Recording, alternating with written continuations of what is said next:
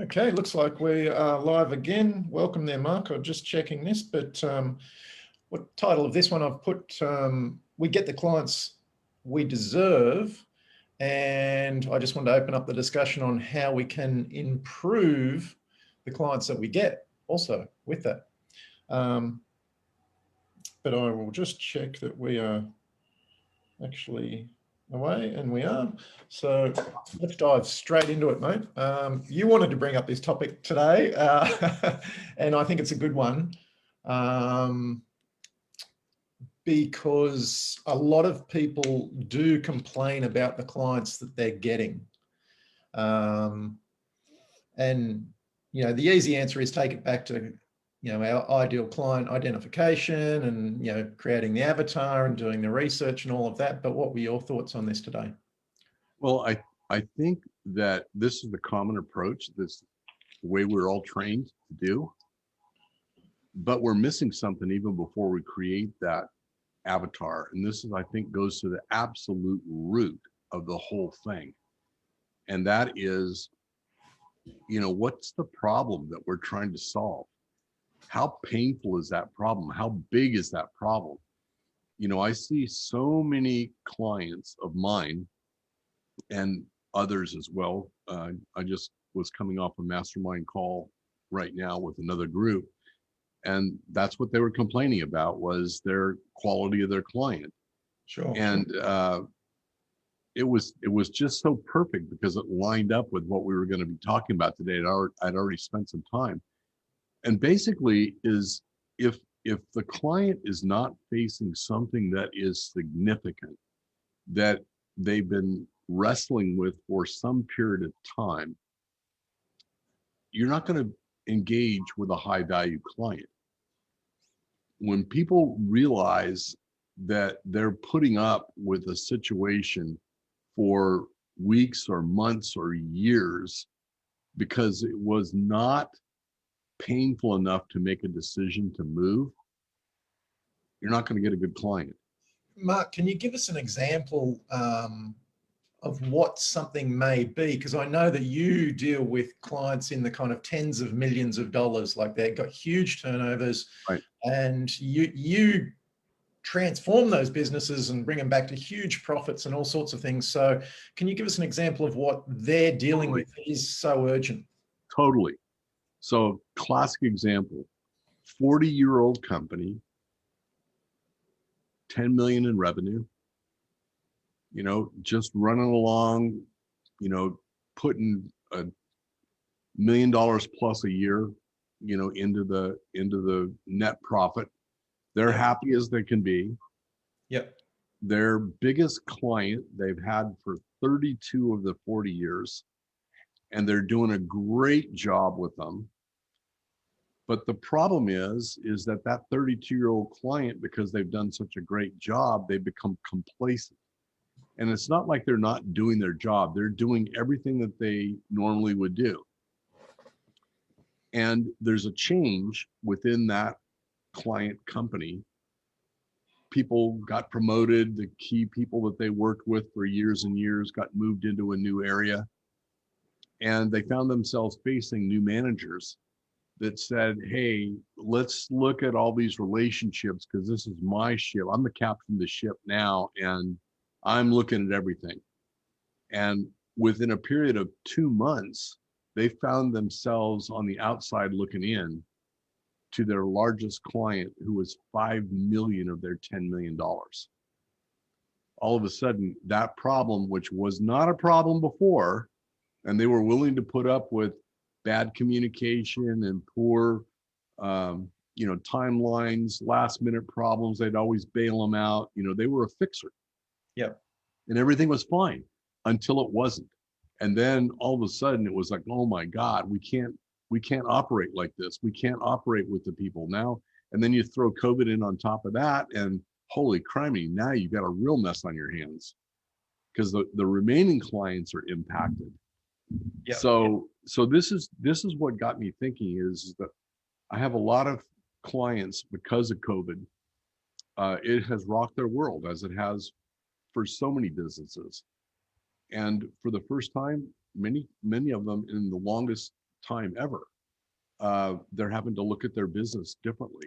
I had a client today. It was a $17 million company, founded in 1937. So they were 80 some years old, 83 years old, something like that now at this point. Yep. And all of a sudden, it's like their industry is dying, and they've got 135 employees, and I think we might need to make a change. And my response is, you think? You should have been thinking about this about 10 years ago. And even then it would have been too late. So now we're bordering on the edge of the cliff. They got their toes over the edge of the cliff, and the edge of the cliff is starting to crumble. So it's getting real serious now. And when they're in a state of panic, that's the worst time to engage with somebody, is because they're not in a position to make rational decisions. Sure. And they can't evaluate objectively. There's still all kinds of emotion around the change of state. And it really sets you up in a position where it's very difficult to be successful unless you really understand the psychology and how the mind works and what you've got to do to stabilize it and provide some sort of foundation from which they can move off of that. Yeah, taking that back to engaging the clients we deserve, and what you were saying about understanding the real problem that needs to be solved. You said you were speaking to people earlier today. I'm just thinking, is there a way to approach that for the average entrepreneur? Because essentially what most entrepreneurs do go, I'm really good at this skill, I'm going to go and sell myself, instead of going, okay, what's the problem out there in the market? Exactly. Who's got that problem? Exactly. This is why artists and musicians and dancers and performers have such difficulty in life, is because they're incredibly talented at what they do, but the majority of the people in the world see art as a non-essential. They appreciate it, but it's not like, if I don't do art today, or if I don't buy a piece of art today, then the family doesn't eat. So it becomes more of a discretionary engagement or discretionary purchase. And of course, this is devastating to the performer or to the artist, because just on that, let's go a little deeper on that area. Say as an artist, as a painter or something like that, looking at it from your perspective of finding the problem, just take us a little deeper there. And what would you be looking for as an artist going out into the kind of the world and looking at different areas? Because this is the thing, people get caught in doing what they want to do versus doing what they need to do to fill a hole.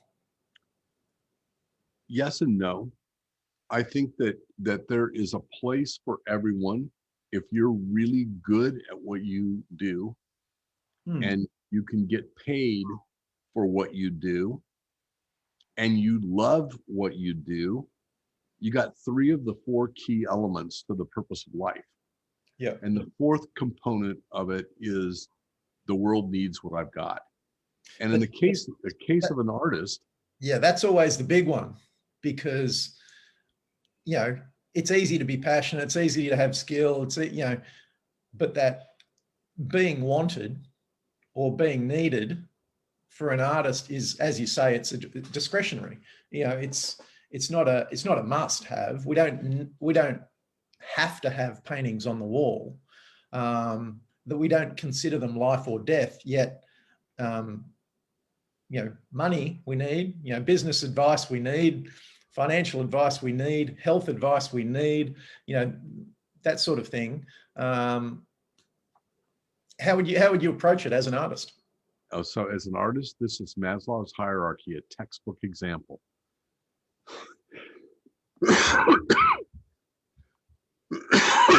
Too many hours talking today. This is classic. All the things that we've been talking about are fundamentally at the bottom of the pyramid. They're the physiological satisfaction of satisfying life. I've got to breathe. I've got to have food. I've got to have shelter. The next level up is survival, which is being able to survive in the world and provide in the world. And that's where the vast majority of worker bee drones, if you will, which is the rest of the world like us, right? The robots. I think we're making an attempt to elevate beyond that. But so many people go to school to get a good job. That's the reason they go to university, or they go to school or learn a trade, is to get a good job. That's the two lowest levels, which I call the commodity levels. This is where you're interchangeable with anybody else. The next level up is belonging. It's family, it's community, it's tribal, it's your clan that you belong with. This is the first point at which commerce is conducted on an emotional level. How am I going to fit in? So it's kind of like, you know, I got to have the nice car to fit into this neighborhood. So there's that kind of need to fit in at that level. And then the next level up, and the next two levels, are about recognition and about aesthetic optimization. So if you're an artist, you need to be dealing with those top three levels at the very least, and the top two levels ideally. So the targeting is not understanding the psychology around what you do. And when somebody is worried about fundamentally providing for their family, they haven't elevated to the point where they can appreciate what you're bringing to them. Yeah, I think, and that comes from within. I think that's you know, if you're an artist and you're looking at your paintings as if, you know, I really love this. I wish someone would just give me some acknowledgement that I'm a good painter. Then you're going to sell to those bottom levels. Well, you think that way. Yeah, that's the natural thing, that you're thinking that way. But well, a lot of people do. You think of the Andy Warhols of the world, they're thinking completely differently. They're going, okay, this is like a piece of gold. And, you know, it belongs at the top levels. I think that there's two different ways of thinking, and it comes more so from us versus outside. I think part of that is perspective, is that the vast majority of artists came from humble beginnings. So they're rooted in the mindset of survival and, you know, safety at the two lower levels. That's where they came from. And I think that there's a real important distinction here, James, is that being an artist is not about music or painting or dance. Those are theatrical kinds of things. What I'm thinking of an artist is a creator, a maker, right? So I'm thinking about people that are mathematicians. They're so far out there mentally that they can't connect with the rest of the society. And society in general has an aversion for numbers. They're scared of numbers. So here you are with a natural talent to be mathematically inclined and come up with mathematical solutions, and nobody can relate to what you're doing. People don't hire mathematicians until just the advent of big data and computers. Mathematicians, your job basically ended up being an actuary or something like that for an insurance company. But now people are beginning to realize the creativity of mathematics and what is involved, that mathematics is not all about, you know, 2 + 2 = 4. As we're getting into quantum physics and these other kinds of things, there is no certainty, that there is no exact answer. And this gives us the creativity to do things with numbers that we've never been able to do before. So that creativity of being able to create anything out of the universe is really what art is about. And really it's about solving the problems. The same thing with the mathematicians. Until there was a need to go to space and fly faster than the speed of sound, those types of calculations were meaningless. There had Yeah. no demand for that. Yeah. Yeah. Yeah. And, and just to bring this back again to, for people listening, that finding out, finding our clients, it comes back to like looking at the problems of the world and seeing where you fit in. It's not, see, when I look at artists, and I think of my brother, I think of other people, they're maybe not so much my brother because he actually does quite well out of his art, but most people when they're starting out, and it doesn't matter if you're an actual painter or a guitar player or an entrepreneur going online thinking you've got some skills, you're looking for acknowledgement and acceptance a lot of the time before you actually start to think, who's the ideal client that I do actually want? Right. What's their problem? How can I use my skills to fix their problem? I think that's a big one, because if we're thinking from a lower level of, I just want to be accepted, then we're attracting clients that may give us a little bit of acceptance and may give us a little bit of money. And But a little bit. yeah, Just exactly. a little bit. Because they don't really, they don't see you as a huge, profound difference in their business. Whereas if you can identify, how your skills fit into a bigger problem, and it's that old saying, tackle problems worthy of your life. But when you begin actually thinking about that and approaching problems, worthy of your life and tackling those, because they're much bigger than what you think. That actually takes a bit of thinking. But it's time well spent. It's you've nailed it, James. And this is, on the one hand, you've got a problem that's big enough to solve, that's worthy of our commitment.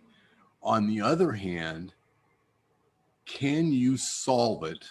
Can you guarantee that you can solve that problem with absolute certainty?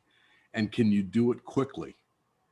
And I think the vast majority of entrepreneurs are self-conscious enough about their ability to deliver on demand that they lower the risk by focusing on smaller problems, because the risk is lower with the smaller problem. Yeah. Right. And this is really what separates the pros and the true masters from the wannabes, the wannapreneurs, right? Everybody wants to be an entrepreneur, but for all the wrong reasons. They want to be an entrepreneur because they don't want to work for a boss. And they don't realize that that they're going to have however many clients they've got are their bosses.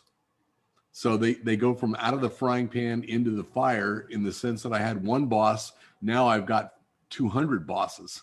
Yeah. And so it's like, be careful what you ask for unless you've really thought through. Yeah.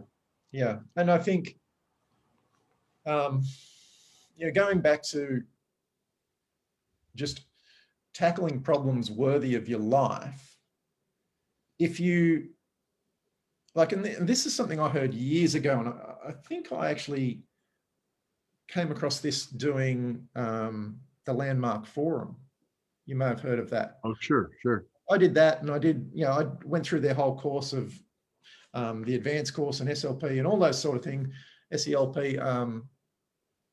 And that was many years ago, but I heard them mention that term, tackle problems or take on problems worthy of your life. Mm-hmm. So it's something that I've thought about for probably, I guess, eight years or something like that. And when you start looking at, the people you're engaging from that perspective, it's, life becomes very different. Decisions become very different. Your choices become very different.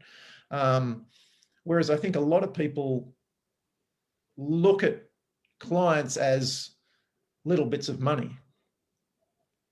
A means to an end. Yeah, and it's that scarcity mindset again creeping in, which again you're attracting a certain level of client versus chasing down something worthy of your life. It's very interesting when we both got into product launch management, and it wasn't long after that I heard this term, tackle problems worthy of your life. And the kind of I guess a popular statement by Jeff Walker was to create a ripple effect. And if you're tackling problems worthy of your life and solving those, you are creating a ripple effect out into the world. And I think a lot of people, as you said, not shooting high enough, not reaching, for that bigger fish. So let me share with you one of my personal observations and my personal secret, right? Sure. I call it Kudre's law of relativity. Beautiful. And Kudre's law of relativity says that if you're working with a $1 million business owner that has $1 million business, and this individual is, say, they're on the fence to whether they would engage with you for $10,000. That's a number I just made up. It's not sure tied to anything, but if they're on the fence and if the conditions were right, they would go with it. And if the conditions weren't right, they wouldn't go with it. They're right there on that tipping point. Kudre's law of relativity says that if you change your focus from $1 million business to a $10 million business, that tipping point is $100,000 instead of $10,000. And that's worked out. And so what happens is you end up doing the same amount of work for $100,000 as you do for $10,000. Which would you rather be? This is an absolute lever. And this was the first time I really realized the significance of dealing with problems that were significantly large enough to command the kind of fees that I felt that I was capable of aligning with. And I've done way bigger than that. So if it worked at 10 million, could it work at 100 million? Absolutely. Yeah. And this is the thing. I think most people are picking off, $1,000 problems. Exactly. Some people are picking off $27 problems, and battling for them.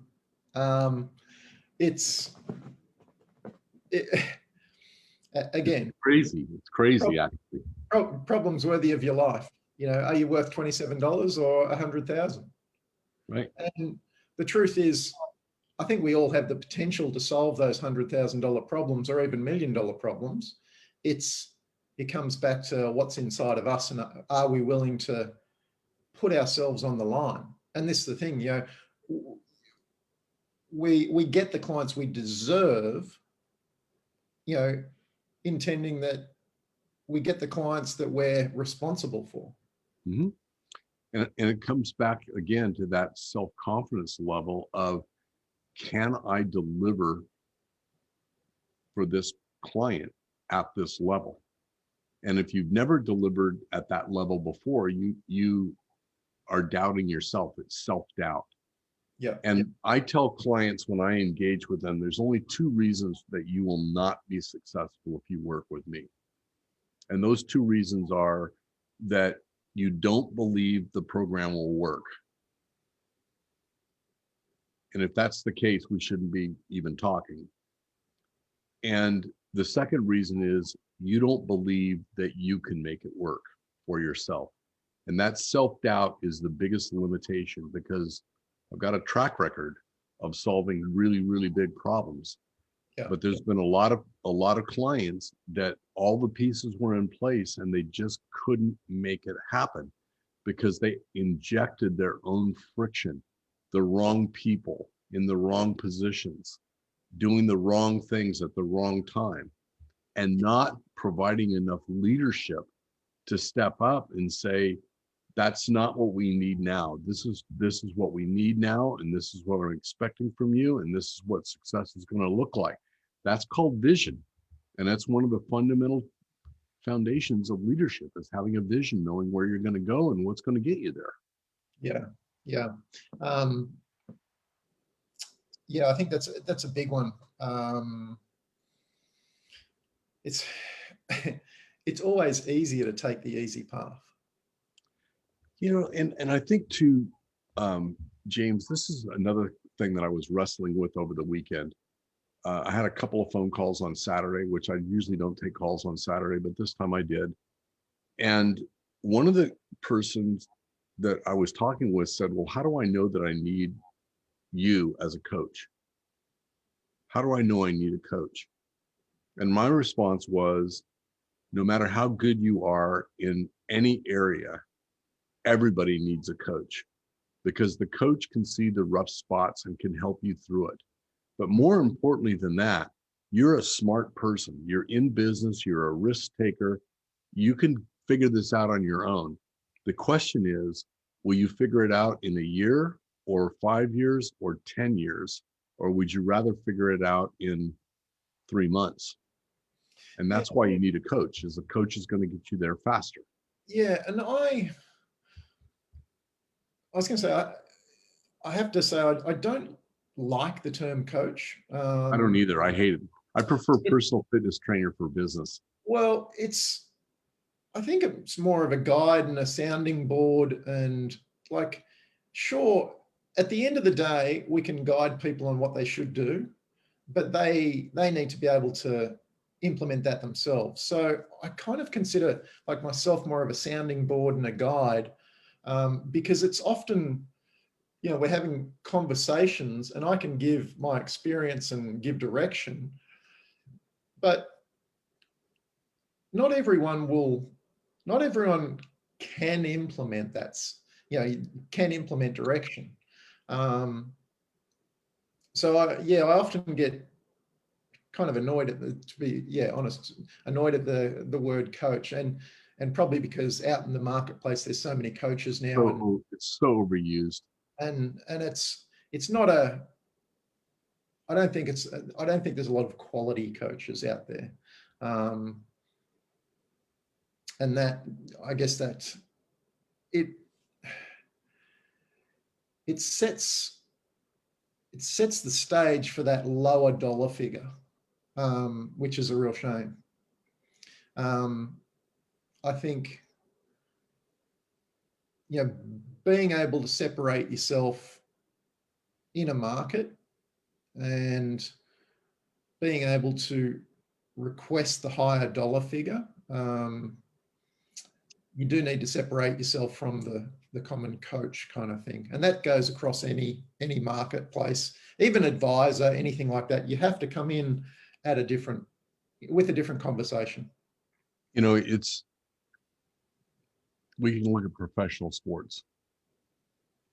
If you're at the top in professional sport, you've got a nutrition coach, you've got a strength coach, you've got an agility coach, you've got a balance coach, you've got multiple coaches to reach your fullest potential, because it's so specialized in what you're doing.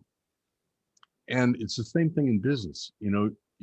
Are you working with $100 million company, a $10 million company, a $1 million company, $100,000 a year solopreneur? They all need guidance. They all need guidance at a different level.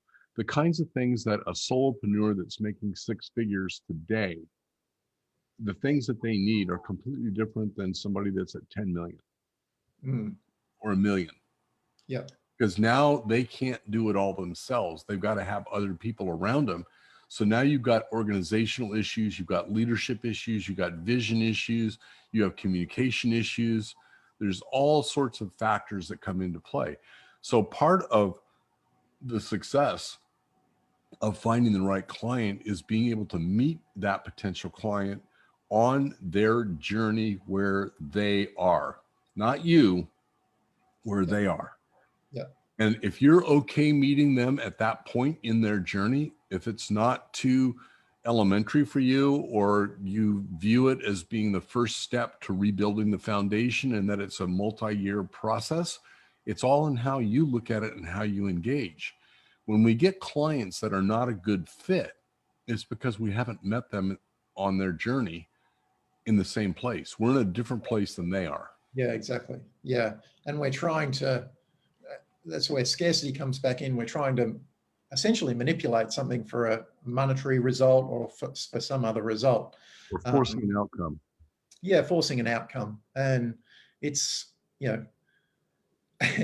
and really we get the clients we deserve. If we're forcing an outcome, we're going to get the lesson that we need. Right. So I know we're at the top of the hour, and we got to watch our time here today. Yeah, we're kind of short all the way around, unfortunately, today. This was a short one, but it was good. A lot of good stuff here. Yeah, we will wrap that up because we've all got stuff to do. I've got another call to go on. Today is my client day, so big day of catching up with the guys, and we're going to be discussing actually decision making. Woohoo! One of my favorite subjects. Yeah, and I've been doing a bit of studying lately, just a few different people, and not people in the coaching world at all, actually. More in the investing, big business world, and just learning about how they do their decision making, and simplifying that down makes a lot of sense for our industry and really day-to-day life. To be honest, you need a framework to work from. And it's funny, we talk about profit first often and how that's a money system. You really do need a decision-making system so that you're not randomly making decisions. Oh, are you speaking of Ray Dalio? No, I'm not. Oh my gosh, you should definitely. Principles is crazy powerful. Powerful. I have had a bit of a look at that one. Not that one today, but I will. Maybe we can talk about this one next week. But I won't let the cat out of the bag. All right, mate. Good to talk as always. I'll keep going. And anything to wrap up just on engaging your ideal client, or really, that comment, we get the clients that we deserve. Any final words on that? I think the key thing for me that I see that I'm continually working on is looking at everything that we do from the client's perspective, not our perspective, but the client perspective.